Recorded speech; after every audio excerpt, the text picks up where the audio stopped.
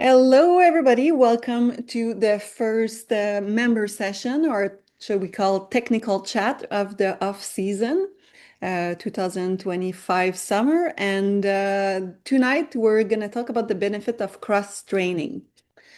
We, the speakers, we are part of the national technical team of CASI. And Melissa, I'd like to let you introduce yourself, please. Yeah, sure. My name is Melissa, and as Jen said, I'm on the national technical team. I live at Sun Peaks, and I'm going to shortly chat about things that I do in the summer that help me in my snowboarding. Cool, thank you. And I'm Geneviève Pilotto, your CASI Director of Education and Program and also National Technical Lead. And as Melissa said, we're going to chat about the benefits of cross-training for snowboarding. So what we do personally in our off-season or through the year-round, really, to keep us fit for snowboarding, to keep us fit for our season of work. And also, it's very important to note that we're not health professional, we're not certified experts. We believe in the benefits of cross training based on our personal and professional experience. But if you are looking for something more precise and for tailored guidance or training plans, we do encourage you to consult qualified coaches or health professionals. Mel, do you want to talk about the CASI technical model and how it is our core premises to talk about cross training today? Yeah, sure. This is our CASI technical model, which most of you will be familiar with. The skills concept I'm going to mention a little bit later and how some of my summer activities relate to the skills concept. But basically, we want to connect our cross training programs or activities with our technical model. How we can use these cross training activities to help us with the outcomes that we want to achieve in our riding, to develop performance in our riding, to increase or improve our efficiency on our snowboard, and then to be able to be more adaptable when we're riding as well, and develop better timing and coordination. Thanks.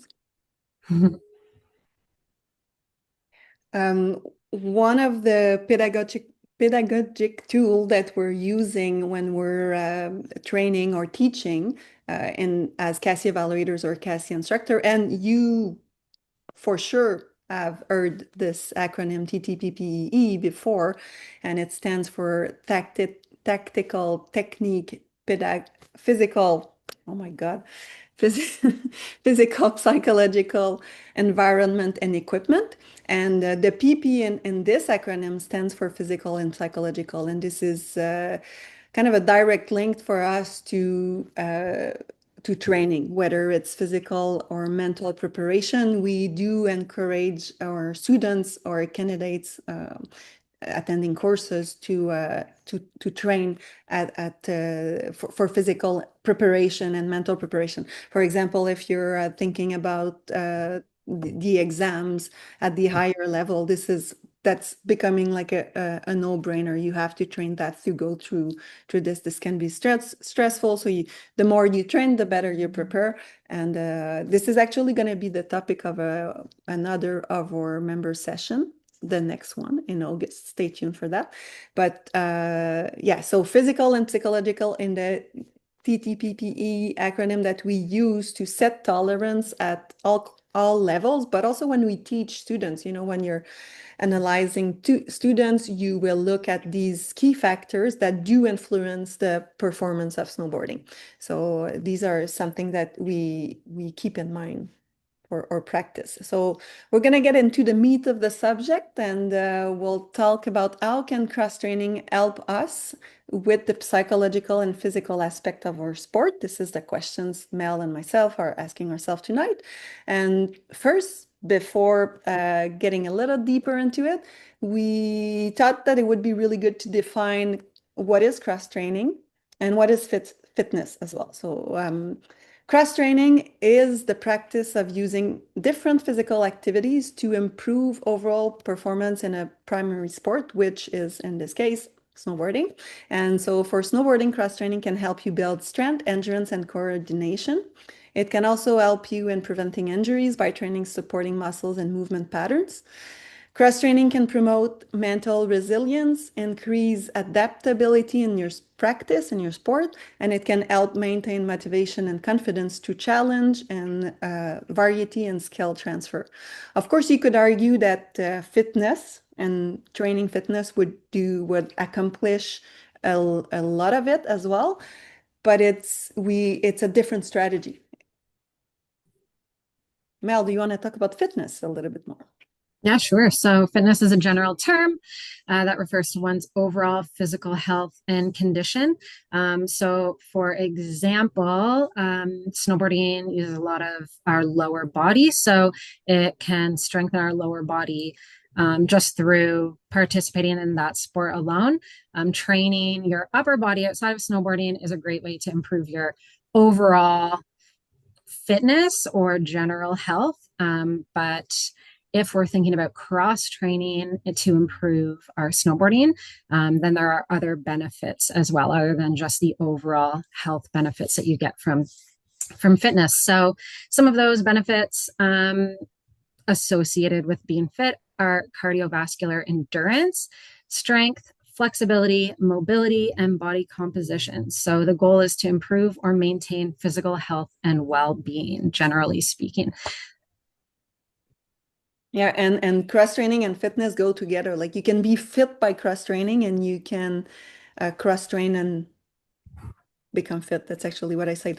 Or you can train your fitness and that's easier to do your cross training activities as well, if Yeah. that's how you define cross training.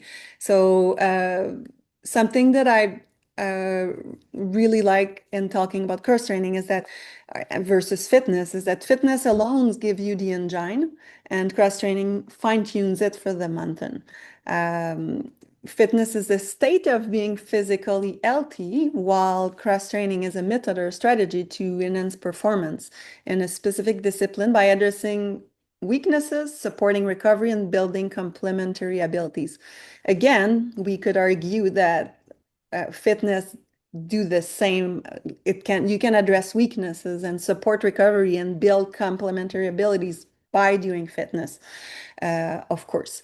But let's talk about more cross training in terms of a method or strategy that does enhance that performance while it's very complementary with fitness. So, for example, if we're talking about other sports like mountain biking, a lot of people that snowboards also mountain bike in the summer.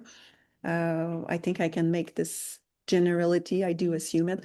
Mountain biking, as you ride a bike. So it's similar to a snowboard in a way where you're riding on dirt, you're riding on a different surface, but you're still using similar group muscle, and you're still analyzing choice of line, for example. You're still anticipating, you're managing speed.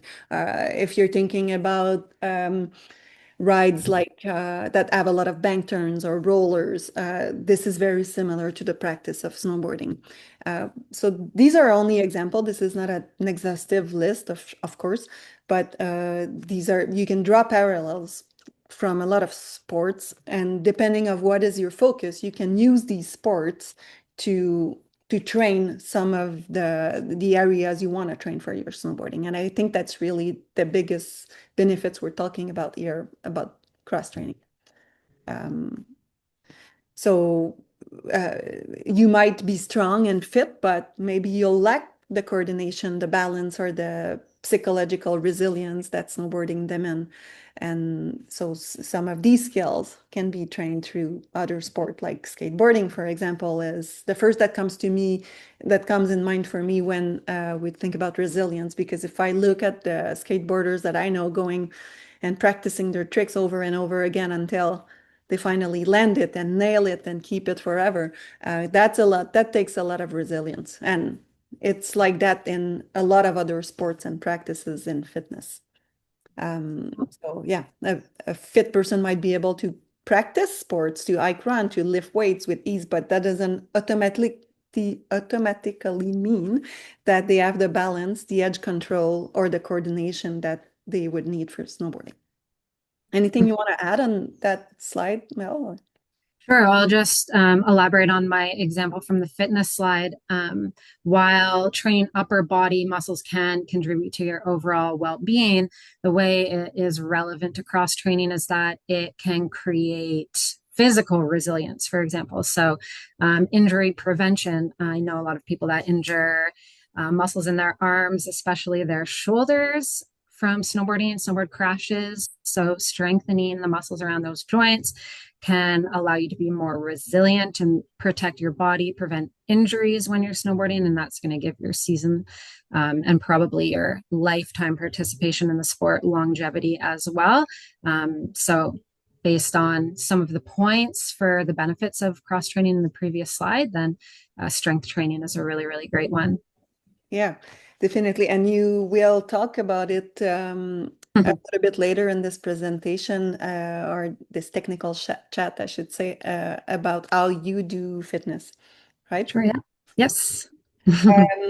Cassie, skills outcomes that we share across sports. So concrete outcomes that we aim as riders and which form the foundations of our skill and competency system are really easy to relate across other sports. And I'm sure if you're listening to this, you can relate to the sport you practice.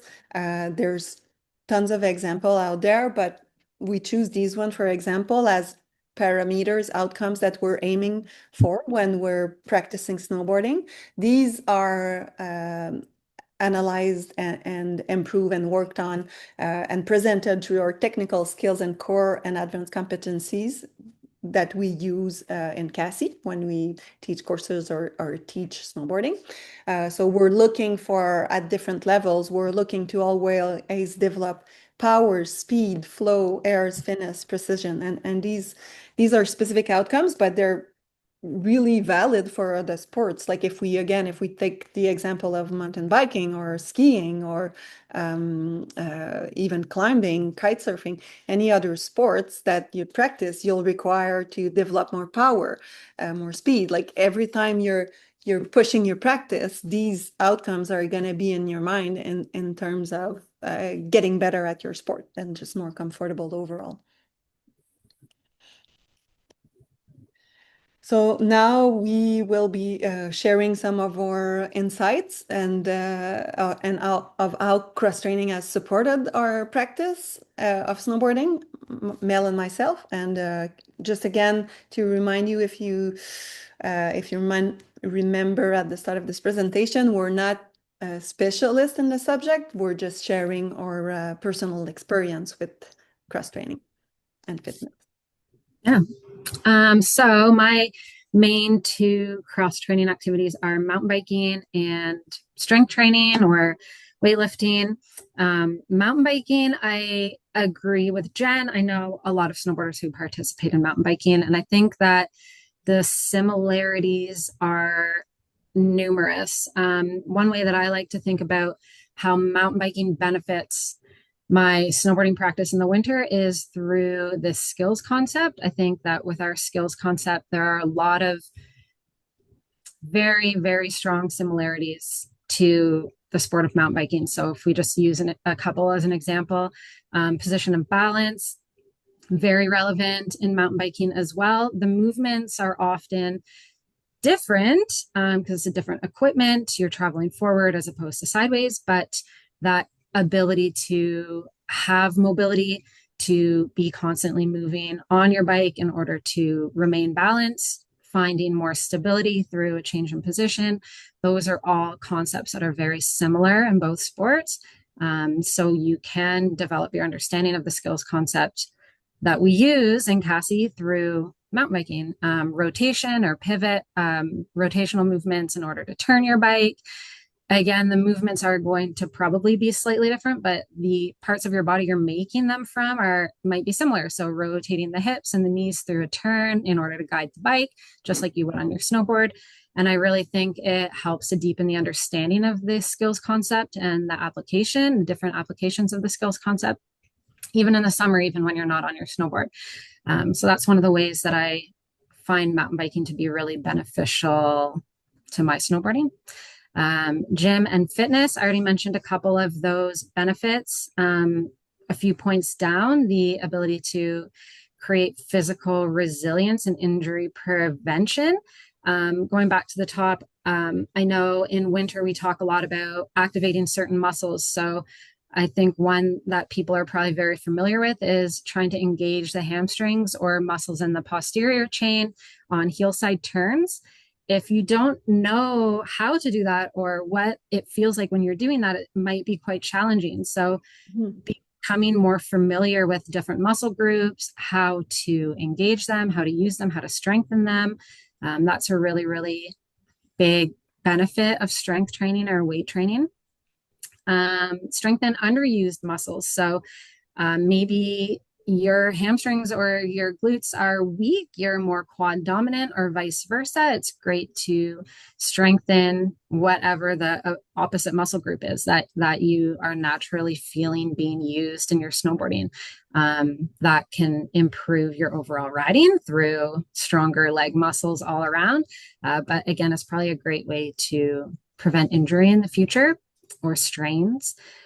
Um, yeah, again, correcting or preventing imbalances. So, because we're often riding with our dominant foot forward. So, if you're regular, you're probably traveling most of the time with your left foot forward.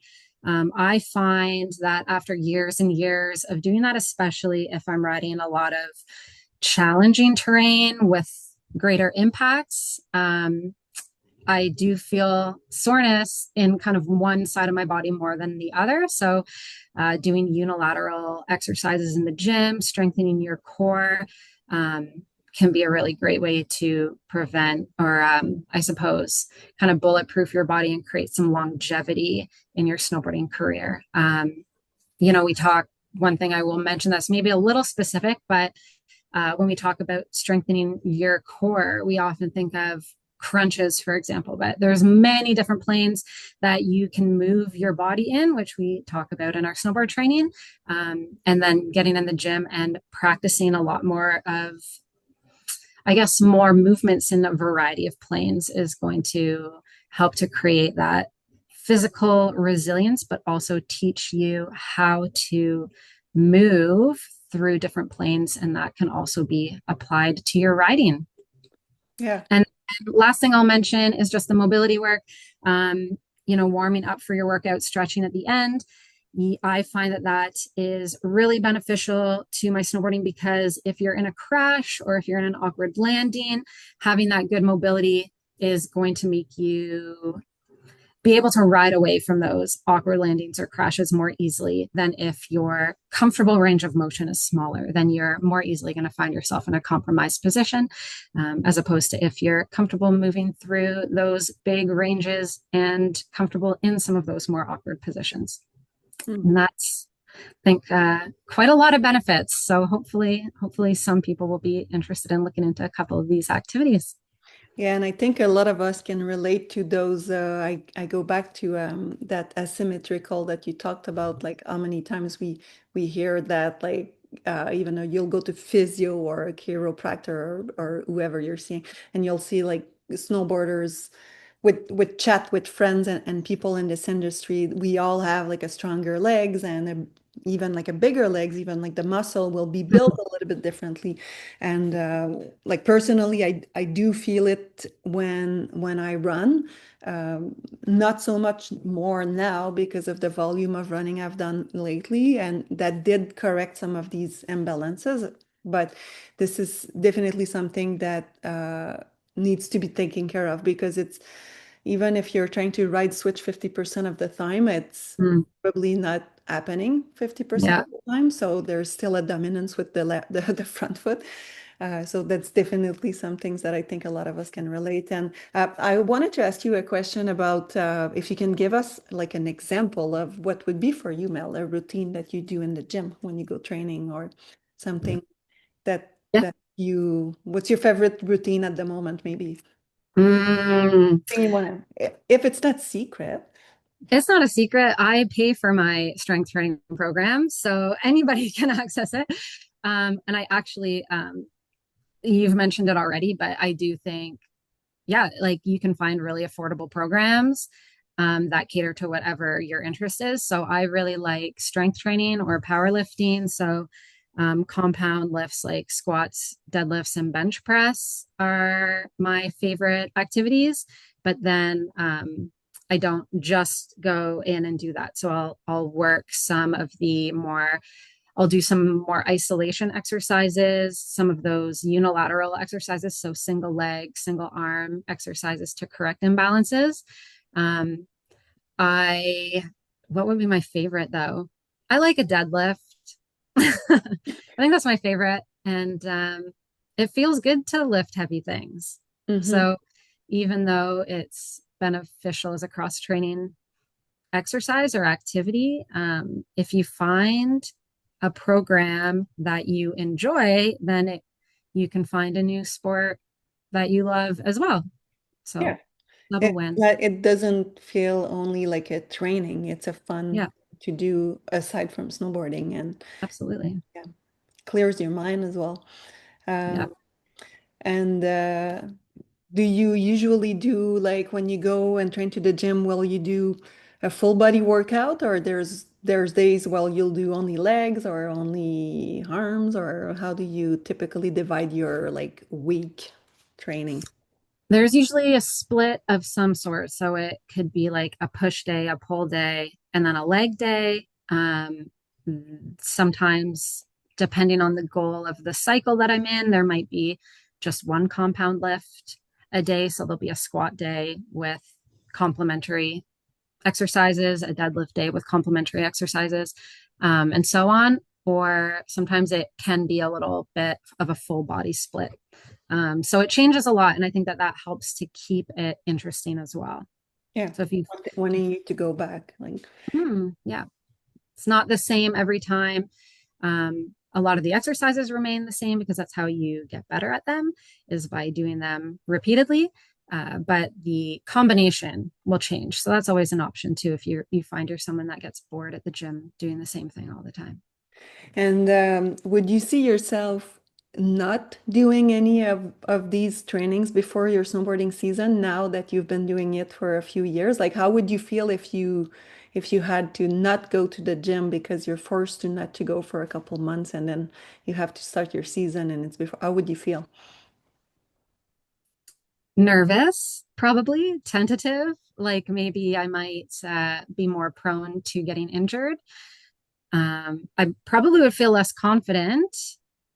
No, not maybe feeling like I had the preparation to sustain like a long bumps run or something like that. Somebody mentioned was asking me, how do you feel your strength training helps you in the winter? And they suggested that if your overall strength is higher, then if you're looking at, say, a long bumps run, even if you're doing strength training and not cardio training, um, then that run is probably going to take a smaller percentage of your overall strength to achieve and will probably tax your body less. Hmm. So those things give me confidence going into the season, and without it, I probably would feel a little less confident for sure, that I could like sustain my level of riding, maybe keep up, ride what I wanted to ride, and do it without getting injured. Nice. I'm sure, I hope that people who are listening take it as good advice. I hope so. So on my side, I see cross training as multisport adventures. So I have a kind of a, if I can say, a holistic approach to train for my day-to-day fitness and just to be fit mentally and physically for really anything that I do. And this is a small list of some of the sport that I practice, but this is the list that I practice like the ones that I practice the most at the moment. I do go through lots of phases of intensity period in sports, meaning that, okay, sometimes I'll be like full on climbing and I'll just climb, and that's all I'll do. And I'll do some of the other stuff beside, but my main focus is going to be that. And that's kind of how I keep it fun and engaging. So because it depends of the weather, it depends of how I feel, it depends of the, let's say, the partners that I have to practice those sports.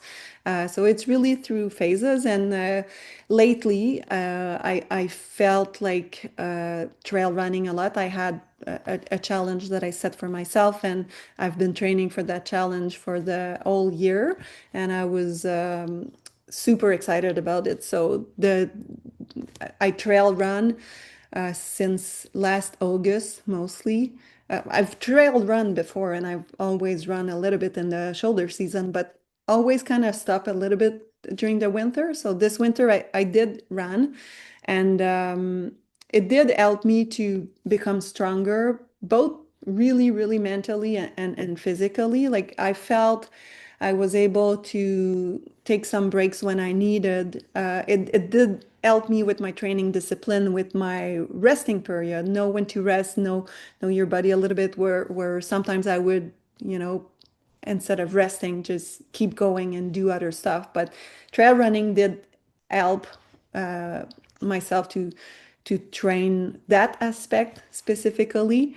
Um, and I've noticed a big difference last season when I finished my snowboarding season, that I had such a good endurance and energy through even at the end of the season, compared to previous seasons where I would finish a little bit more tired, because the seasons are long. There's lots of days in a row, and adding that recovery run at the end of the day sometimes was really hard mentally, and it took a lot to just say like, okay, I'll go.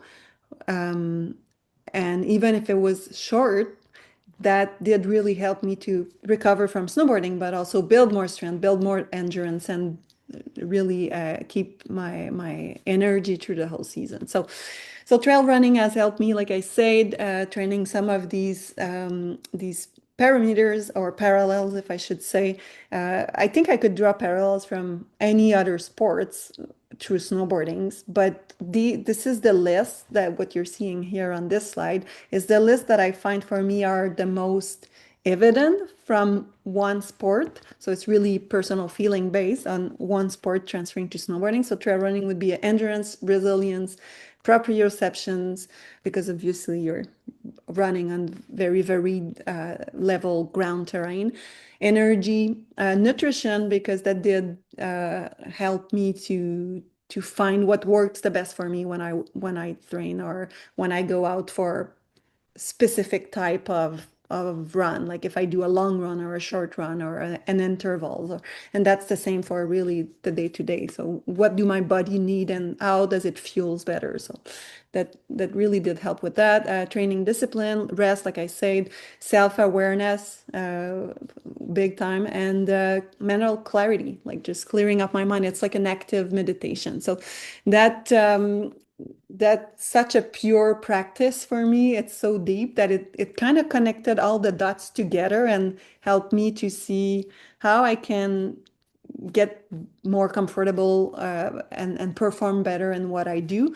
Um, so yeah, so that was my intense period lately. It was trail running, and I do kite surf a lot. Kite surf is a good way for me to cross train and to continue doing some of the things that I do and that I look for in snowboarding, which are flow, creativity, versatility, coordination, power, mental focus, the feel for the ride, and deep core work. Yeah, after big kite sessions, like the core is pretty worked out. So these are things that I look like, and I really enjoy in kite surfing. So these days when the wind blows, this is going to be my top activities. I used to climb a lot. I climb a little bit less, although I have a climbing session tomorrow. But precision and finesse in climbing, like the technical precision you'll find in this sport, requires just so much. Like the way you're going to be able to link the moves. Um, it requires so much precision.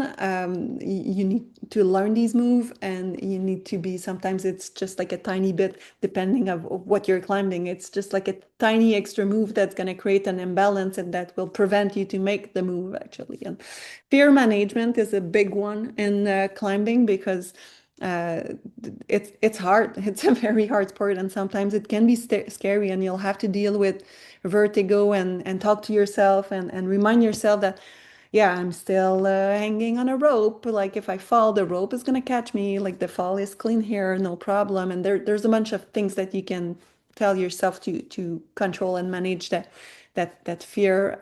So sometimes that could transfer to snowboarding where, like I would be free riding and maybe choosing a line that's a little bit more bold, or if I think about freestyle, things that scares me a little bit in freestyling, like I don't know, like hitting that big high rail that scares me a little bit, to manage the right speed or have just the right amount of pop to get onto that rail, and just because the fact it's a bigger feature, it takes more speed.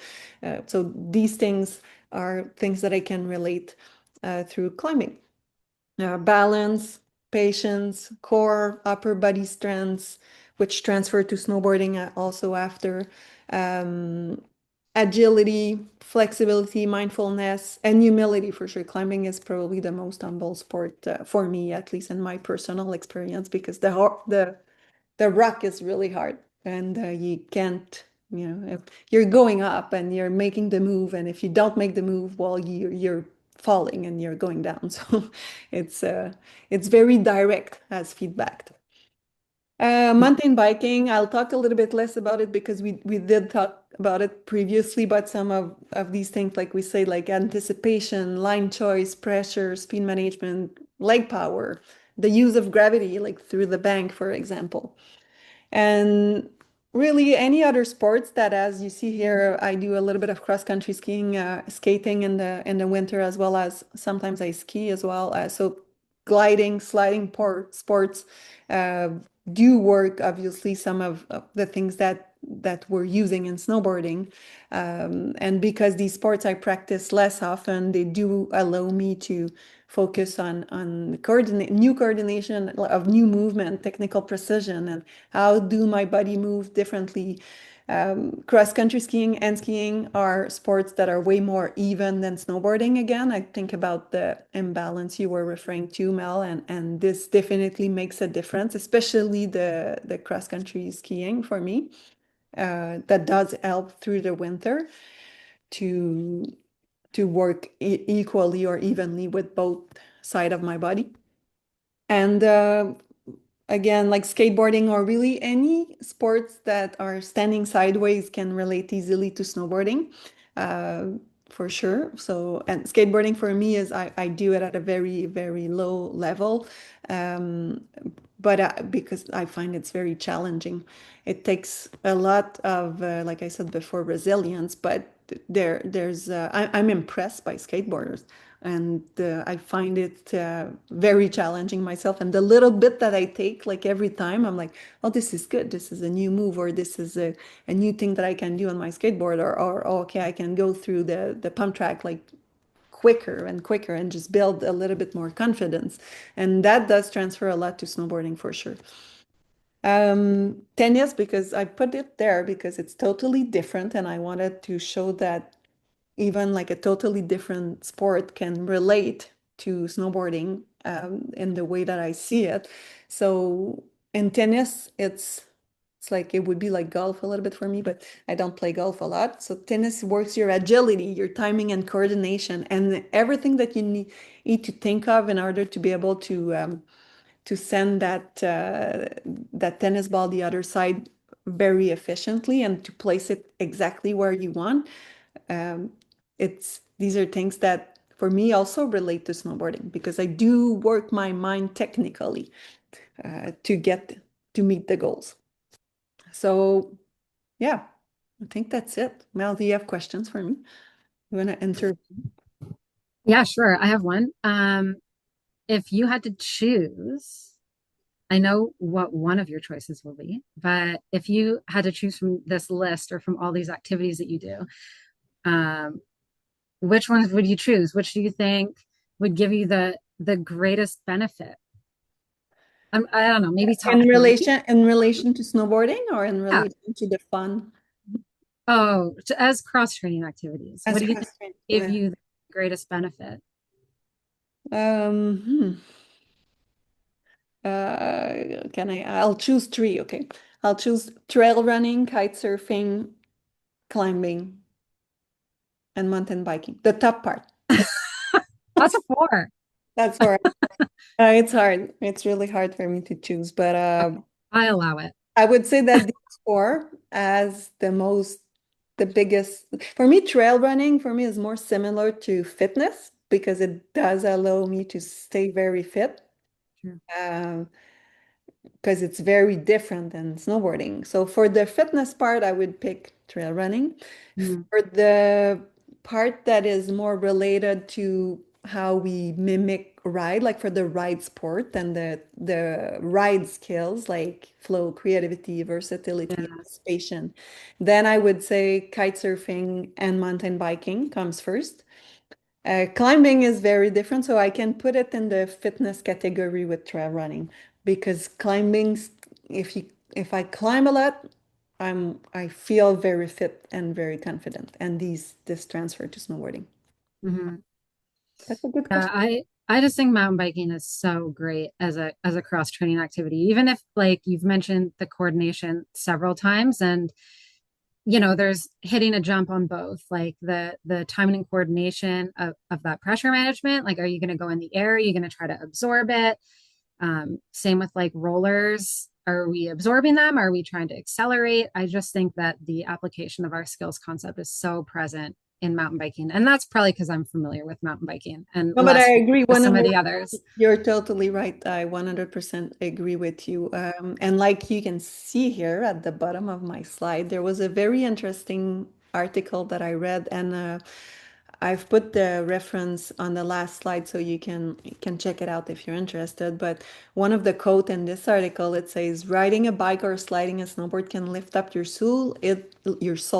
It's the thing that makes you go through so much for so little." And both sports were born out of a passion for having fun and a disdain for tradition. That really resonates with me for the exact reason that's said in there. But also, like you're talking about the skills concept, and if I'm thinking about all these sports, like the surface of whether it's dirt or whether it's snow, it's not exactly the same surface, but it's still ground and you're still riding something and you're still riding it at speed, probably, and Mhm. more it's true. So yeah, 100% I agree with you. Like these skills transfer, just again, referring back to these bank turns, like a bank turn on a snowboard or a bank turn on a bike are the same feeling you'll get as a rider with a different equipment and a different way to get that same feeling. Mhm. Yeah, even like some of our advanced competencies are definitely like present as well, like loading and deflection through a corner on a bike is certainly something that you can experience Yeah, or steering versatility or for strength sure. and flow. Yeah. One more question, because Okay. I'm curious about people watching this as well. But if you had more time, or if you had infinite amounts of time, what's something you would add to this list that you're not currently doing that you think would be a good cross training activity for snowboarding? Oh, I need to hit the gym. I'll take That's you. Come with me. yeah, yeah, definitely the thing that I have to admit, this is something I don't really enjoy going to the gym and train, but I know I need to do it. And when I do it, I feel really good, but I'm just not consistently hitting it. And I know that's something that I can improve. So that's my goal for this year. I've said it out loud in this session now. I have to do it. Thanks for that, Matt. No problem. Yeah, I know where that to for sure. find you. That's the one where, I was listening to you presenting your slide about gym and the benefits of like training, improving your fitness in the gym with specific isolated movement, and that's what I need to address to to get better. That's an area that I can definitely address. Cool. You, what was not on your list that Mm, you would add to your list of activity? Is there's there so many things. I think maybe yoga. I like yoga. I think it's um, good for the psychological as well, because I do tend to be like really in kind of like a ready, anxious state a lot of the time. And I find yoga um, helps with that kind of like mental state, the calmness and how to calm your body and maybe be more prepared in that way or more psychologically ready in that way rather than just always being at like this kind of high revving place. But also for the benefits that I get from like the the small moment? amount of mobility and stretching that I do. Um, I think yoga is so good for recovery for a lot of the sports that we do as well. So I think that's what I would add if I had more time or something that I don't probably do enough of. Yeah, I find I do not quite in the summer, but mostly I don't know why for me yoga is more like a fall season activity Mm, I had fall season and through the winter, but in the winter it becomes like very short burst of yoga, like 10 minutes, 15 minutes, or like morning wake up, even if it's a 5 minutes. And that does really help with that, especially with the recovery, but also just feeling like more loose and relaxed. That helps to take on bigger days of snowboarding. yeah, totally. Cool.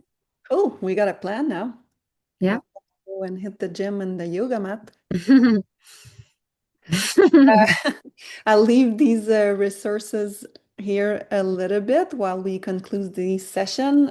You'll be able to find some of what we talked about in these references. This is only, again, not an exhaustive list. This is some of the things that inspired us for this session and that where we verified some of this knowledge that we talked about. Um, yeah, that's it. Stay tuned for the schedule of our member session. The next one is going to be season prep one, and it's going to be the date will be announced very soon on our social media and to the Cassie newsletter.